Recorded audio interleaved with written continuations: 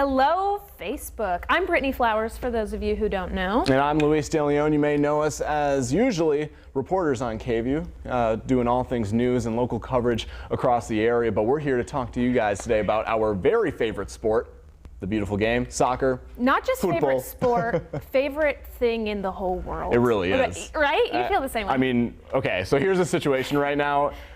We're going to be covering kind of the whole gist of the Women's World Cup going into the final. As you know, our very own USA is going into the final. Or, well, we should be drinking the tea, right? Just like, we should be drinking the tea. Yes, we should. And so, pretty much they're into the final. We're waiting to see who they're going to play on Sunday morning. Well, Sunday morning here. That'll be about, what, 6 p.m. over there, because it's being held in France. And so Netherlands and Sweden, they're playing in the semifinals right now. It's 1-0 to Netherlands. We're in the second half of extra time. For those of you who don't know what that means, it's pretty much overtime. Yeah, I mean, we had anticipated on starting this, you know, right after the game and, you know, starting it early. But with soccer, as you know, it's another 30 minutes of soccer playing. And so, yeah, one of our questions about this was, you know, is it golden goal or sudden death, which means the first team that scores in overtime wins? It is not. It's a full 30 minutes of soccer, plus stoppage time goes in there too. So we're in the second half of that overtime. And right now, as I said, Netherlands is up. Yeah, they're up 1-0. Well, 1-0. Nil is soccer terms for 0. So they're up 1-0 right now. They scored in the first half of extra time, and it has been a tight game all game long, really. So Sweden's goalkeeper has been making some very tight saves. Incredible saves. I mean, Sweden has been knocking on the door the whole game, but in the game of soccer, it's like if you don't capitalize on your chances, the team that scores goals is the team that wins. Yeah, and the unique thing about this game here, as you all may have, if you've been watching the World Cup, you know that USA won their first game 13-0 against Thailand. The goals did not stop there. They have been scoring and scoring and scoring. They have 3 players. The USA has 3 players in the top 10 for the entire tournament for goals right now. And so, and by the way, if you ever see me start to smile at my phone, we have the game right here, and I'm going to get a little jittery. We're both currently watching the game because we need to know who we're playing. But yeah, this tournament has been so exciting. It's weird to, you know, not have Japan in that final, not have Germany in the final. Yeah. Of course, it's awesome to have us. Yeah. This is the United States' 3rd time in a row going to the final. We lost to Japan. 2011. We beat Japan in 2015. And now we're going again, still waiting to find out who we're going to play. But we asked you all earlier on Facebook for some questions, and these can be just like general questions. I have people when I'm watching soccer, I'm sure you do too, where people are like, what is offside? What is a yellow card? What's the difference between a yellow and a red? And like, what does it mean when the ref does this? Why does the ref run across and start to do this now? This right box, here, right? which, we have to talk about that. But we have our friend Paul, and he's gonna shout some questions at us, and we'll answer some questions that we got on Facebook. But if you have any questions, we have Paul here. We'll just kind of answer them as we go. As we continue to watch the game as well, so we can update you guys on what's going on. Multitasking. Because Facebook is down, we're only on YouTube, so okay. keep that in mind. Okay. But we still have, and on the website. So cool. Okay. Anyway, so one of the questions was from Rebecca was, you know, Megan Rapinoe didn't play in the semifinals. So do you think that she'll play in the World Cup final on Sunday? So she said in a television interview right after the game, after she was done catching her breath from that incredible penalty save towards the end of the game, I believe she said, she's like, I should be fine. It's a little bit of a hamstring. She really didn't even want to talk about it. They were very, like, Jill, before the game, they were like, we're not talking about it. We're not answering questions about it. She didn't warm up. But after the game, Jill Ellis mentioned, you know, she has a hamstring strain, which, I mean, she's had all these days off. They're top athletes. They're taking care of their bodies. And so I think she'll play. And I mean, you know, not that they're not exactly old, but for when we talk about athletic terms, a lot of our star players are in their 30s right now. So after years and years and years, their body deteriorates. So we don't know still really don't know like the extent of the injury. We just know that it's a hamstring. That being said, if she doesn't play, we saw Kristen Press can handle it. Unbelievable. You know, she stepped up in a big way. So not worried about it. I'll Which say worked that out much. because England's one of their best players on their team was the right back, the right defender. So that was a good matchup there, and Christian Press getting that header goal in there. So Yeah. So yeah. I think she'll probably play, but also if she doesn't, I'm not too worried about it, and I love her so much. Okay, Yeah. Paul. Next question. Drew asked, how many times has the U.S. won the World Cup in the history of FIFA Women's World Cup? Yeah, we answered that. Here, I'll point this. Actually, you can see it right here. So we have 3 stars. You get a star every time you win a World Cup. We've won 3 World Cups, 91, like we said, against Norway. Which is also the inaugural FIFA Women's World Cup as well. And First then, one. Yeah. and then we beat Japan in the last World Cup. But we and also then won in 99, 99 on we that. beat China, Brandy Chastain in PKs. If you ever see any commercial really that involves her, it's her on her knees, with going to the heavens after scoring that taking penalty. her and shirt off right there. Yes. It's like the most iconic picture in sports. And a big turning point for women's soccer in the United States as well, because it was already popular and booming, but winning that specific. I think for me, was that's part of huge. what inspired me to like want to really like play soccer was that team right there. I mean, Mia Hamm. Oh. So yeah, 3. Absolutely. Thanks, Drew. Okay. Andrew asked, why does the time keep going past 45 minutes in each half? It's called stoppage time, or injury time in other terms. So anytime there's a stoppage of play, you'll notice that the soccer clock keeps on rolling. It just keeps going. They essentially compile all of the injury time or any sort of extended period of time that the referee can kind of compile together. And sometimes the referee kind of has a little bit more control over that to say, that deserves stoppage or that doesn't. It could be a scuffle on the field. It could be an injury. It could even be, Substitutions, right. yeah. So it is a minimum. So when you see you'll see the person holding up the board that says 5, and then it'll say +5. So you see that it's a minimum of 5 minutes. So in that stoppage time, if there are a bunch more substitutions or an injury, the ref on the field can add a little bit of time to that. So it's a minimum of that 5 minutes of stoppage time. My favorite thing, and I've talked to some people about this, is if you're watching soccer and somebody wants you to do something for them, you can say yes as soon as there's a commercial break or as soon as they take a timeout, because for that whole 45+ minutes, you don't have to do anything for people.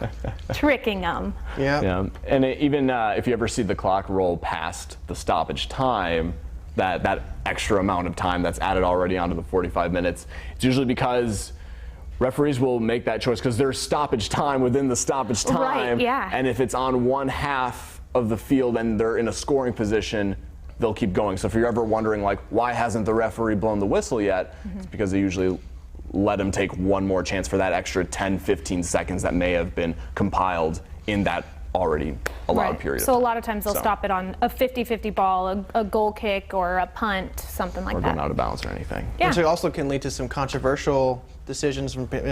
Some people question how much time is put on in end of halves. There's been, 7 minutes. That's a lot of extra time that we've seen. Are you talking about the USA and Yes, I think there was Spain 2 of our game, games right? that there were 7 minutes of extra time, and I thought that was pretty crazy. But they keep track. They know what they're doing. Okay, so next up, you guys already alluded to this. Yeah. The box thing. The box. VAR. VAR, video assistant and the controversy referee. that brings to the World There Cup. is a lot of controversy. Up until yesterday's game, I totally hated VAR, but they called back that England goal, and so I was like, maybe I'm a fan. VAR, there is a whole booth of people watching the TV, watching it in slow motion to see if somebody is offside. That's been big. A bunch of goals have been called back for that, where before VAR, yesterday's goal would have been a goal if it it looked onside to me. Yep. But it's been more precise, more scientific. They actually take a look at it. The other thing that we've seen is calling back PKs that are saved because keepers come off their line, a tiny bit too early. We've seen amazing PKs being saved, and then they get to retake them. I'll keep quiet on my opinion on No, we want your opinion. Well, it's the ever so slight movement that gets me, that kind of makes me think, I don't think we need VAR for that specific I think it makes call. sense to see if the ball passes the line, but for things like that, it's been one of the big inspirations for this VAR for people, because, we have instant replay in every other sport, right? But this was a decision that had to be made by FIFA and implemented by the organization, everything. In 2010 in the World Cup, England in the round of 16 they were playing Germany, and we're talking about the men's World Cup here just for a second. Oh, this is just one I of the remember main. exactly what So you're talking Frank about. Lampard, he is a now retired but famous midfielder for England, had a long shot. They were down 2-1, and this ball hit off the top post. Clearly went over it clearly went over the line. Seriously, everyone saw it, but from the referee's angle, wasn't able to see it because he just sees the ball going down and bouncing outward, but the ball bounced in and out. And so since then, everyone was like, you have to have video assistant referee to make that call, because that could have changed the whole World Cup right there. That call, I think it makes sense. I think the one thing is, at least with VAR, it's been for every single team. It's not like it's specific Brittany, for one you team. seeing what I'm seeing going on right now? Yes. There's a free kick going? Oh, yeah, don't worry. I'm a little bit ahead of you on that. Yeah, so. Give us a moment here. You don't have to worry about it. Yeah, so I think that what we've learned, since this is a new thing, the whole VAR thing, I think teams are learning to adjust to it. So keepers really are not coming off their line early for a PK. And also on the offensive side, players are making it extremely obvious that they are onside.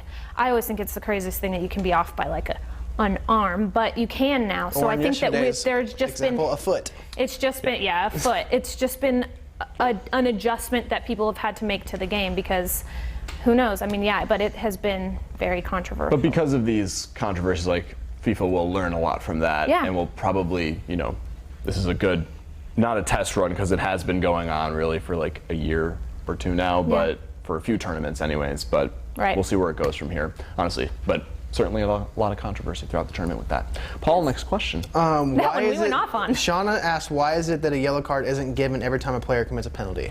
Wouldn't that be a twist, though? If a yellow card is given. There was a response on Twitter to that. Like, there would be 6 players on the field left. Because the short answer here, referees also look for like a malicious or like intent to foul, which sometimes if you're on a breakaway, meaning it's just the keeper and the goalkeeper and the person that's dribbling the ball directly at them.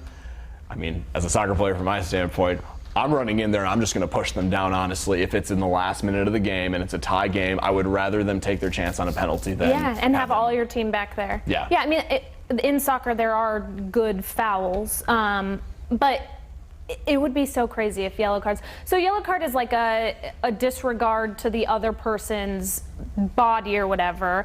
But the difference between that and like a red card is like it is unnecessary with how hard you went in there.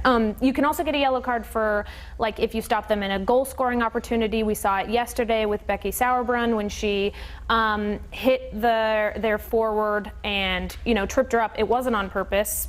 It just happened to happen, and it stopped their goal scoring opportunity, and so she got a yellow and they got a PK, which a listener saved. But the reason why, just going back to the fact that not yellow cards are all handed out there, because sometimes, I mean, so you hand out a yellow card for disciplinary action. And warning, And, whereas in basketball, you could maybe not have tried to foul someone and slap their arm on the way up to make that layup. But in soccer, I mean, it's the same thing. Like, you may not have tried to trip them. So if there's no foul play or malicious intent, then the referee will notice that, and they'll usually not give you. They'll just say, hey, none of that. Yeah. So, on a side note, if you're not as into soccer, if you get 2 yellows, it turns into a red card, and you're out. Gone. You're off the pitch. Yes. Off the pitch, which is field for.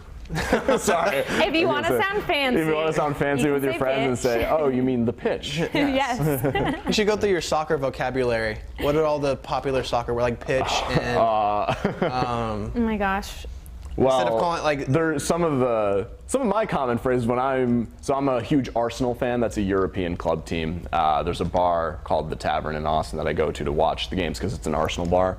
So some of the soccer cheers that I use is get in or come on, like, get in, come on, like usually say come on to like encourage them, but when you score, it's like saying, yeah, hooray, come on, like that's what we. There are little just quirks that are in soccer that aren't in. We were just talking about it. My husband pointed out, soccer players, like if there's a good ball up, the forward will be like, good job, do that again. Or there's always clapping over their head. And I feel like you don't really see that in other sports. Update. We're going into 2 minutes of stoppage time right now. Netherlands is still up 1-0. This is Netherlands' first time even making it this far. So this is their first semifinal. So if they win this game, obviously it'll be their first final. They have, they've not lost in this tournament so far. They beat Italy, who I thought looked really good. Yep. So, Netherlands looks really good. So it's still, 2 minutes left. All roads are pointing to USA Netherlands. As of right now, but there's still 2 minutes left, and a lot can happen in 2 minutes. Anything can happen in this game. You never, you really can just never know. Because all it takes is one punt across the field, a player getting their foot on it, and just having to go. So. And Sweden, let's say they get a corner, they'll probably send their keeper in there also. All they have to do is tie it up. So, but I will say this is good news for the U.S. team, just because this is an extra 30 minutes that they have to recover from. We had an entire day and we finished it in regular time. Real quick, as we get into the closing moments here, just a couple notes, because I know one thing might be, where can I watch this game? Of course, this is like, it's a final, so there have been several bars throughout the Austin area where they've been just packing it, right? And so one place to keep in mind is Easy Tiger Link. I went to Easy Tiger the other day. Really good food, side note. If you're looking for a good place. But they have watch parties. Yeah. The one on I-35 at the close to the intersection of 290, right? Okay. Yeah. They're Austin Gorgeous Anthem. Place. Austin Anthem, who's the official supporters group for Austin FC. They're also raising money for SAFE, which is a great organization around here. So if you're looking for a place to for a good cause as well. So yeah. Are there any other spots that you've heard about? Just for soccer in general, there's the Tavern, there's Haymaker, there's Rustic Tap. Some of the bars in the Domain also will probably be packed as well. They're very roomy, some of them. Yeah. Punch Bowl Social might have it. I don't know if they will. That's one that I think of that's games huge there, and has a big old space. But those are some of the main ones for as far as soccer bars go. Yeah. So are there any more questions? Yes. This is actually asked by me. Oh no, this question was the hardest question. Yes, and that's why I saved it for last. Okay. On a scale of 1 to 10, how confident are each of you that the United States will repeat as World Cup champions? No one's gonna like my response to this.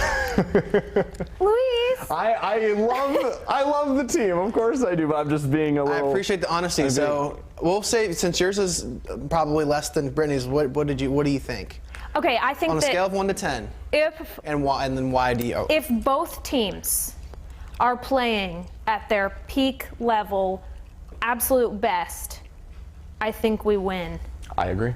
A 9.5 on a scale of 1 to 10. Okay. If both teams are playing their best, but that doesn't, that doesn't always happen. But we've seen from time and time again in this tournament against these teams that are very nearly just as good as we are and have been as consistent as we are. Although they don't have as many goals, like I said before, there's 3 players in the top 10 for the tournament that are just constantly scoring. I noticed something against Spain in the first knockout round game. You can't feel good about winning a game on 2 penalty kicks. On either side. Yeah, where it's one of them was a little iffy. Yeah. I do love the team. I want them to win, of course, but I'm giving them an 8 right now. We'll give them a solid 8. And solid good, 8. That's still pretty good. But also, teams have figured out the USA pretty quickly. We like to stick out to our wings, and we play. But first off, the USA's execution on everything is great. So when you see someone kick the ball all the way across the field near the goal, that's called a cross, and our passes are picture perfect when that happens, and we saw that with Kristen Press and that beautiful ball that came in. And the same thing from Alex Morgan before she drank her birthday tea. I mean, that's true. The teams know what's coming, but it's really like, can you stop Tobin Heath? maybe. And maybe first, not. real quick, has the game ended now? It has not ended. There's an injury injury. currently, so time is still running. But So for now, the time being, because I know we got to wrap up in a little bit here. Yeah. If we play Sweden, I will say this: we already beat them 2-0 in the group stage. Yeah. Did we not? yeah, we 2-0. did. We beat them 2. Both of our goals were from actual play, which is promising. Promising. But it really looks like we're playing Netherlands. I mean, we're at the 125 mark right now. They've stopped because of an injury, but if I So, had to bet, I'd say yeah. we're probably playing Netherlands. I believe Netherlands has scored more goals than Sweden, which you can't base everything off of that. But And many of their goals have been off of headers. They're really good out of the air, so. and the USA is fairly aggressive as well in the air most of the time. Oh yeah, Lindsey Horan, And so, yeah. Sam Mewis, And so- Carly Lloyd. They'll definitely be on the. It's going to be a game of runs, but I think the USA will pretty much control a majority of the final, regardless. So I will say, fun fact: if you are going to a party and you want to throw around a fun fact for you, there's one other team that has won 2 World Cups in a row. One other women's team that has won 2 World Cups in a row, and that was Germany. So this is our 3rd time Appearance. in a row going to the finals. Boom, boom, boom. Lost, won, and Hopefully this we'll time, win again. Hopefully we'll win again. while we're here on a closing note, just regarding local soccer in Austin, FC Austin Elite, since we're talking about the Women's World Cup here, they're the semi-pro women's team here in Austin. They usually bounce around for fields and as to where they play in practice. Austin Bold FC, they'll be hosting FC Austin Elite. They'll be playing, I believe, the San Antonio Athenians, I believe. I think they're playing the Houston Aces. Oh. I'm not Well, one of the positive. one of the Now two, I need but to it's- look it up. The point is, Yeah. it's on July 6th at Austin Bold's FC Stadium at Coda. It is it's free. Free. Free to Parking park. is free. Free to go in. Yep. They have concessions. I'll have a segment on it on Friday. Great. But I was talking to the coach Claudio about it, and his goal is to beat the record for any non-professional women's soccer team, which means he said that the number was 2,000 fans. If just 2,000 fans go to the game, they will have the record, which, I mean, you've got to be into women's soccer right now, at least a little bit. And if you want to watch competitive women's soccer, And support you Austin at gotta the same go and time. support Austin. I mean, there's a ton of girls that are actually from here, played high school here. Yeah. It's a big game too, because I believe if they win this one, they go on to the tournament, and then they could potentially go on to the national tournament. So it's a big game, and it'll be an exciting one at the beautiful Bold Stadium. Yeah. And it's free. So if you haven't checked it out yet, go check it out. We're wrapping up. And that's the game. All right, and on our wrap up, I just heard the final whistle. We are playing Netherlands. That's going to be a really good game. Sunday at 10 a.m.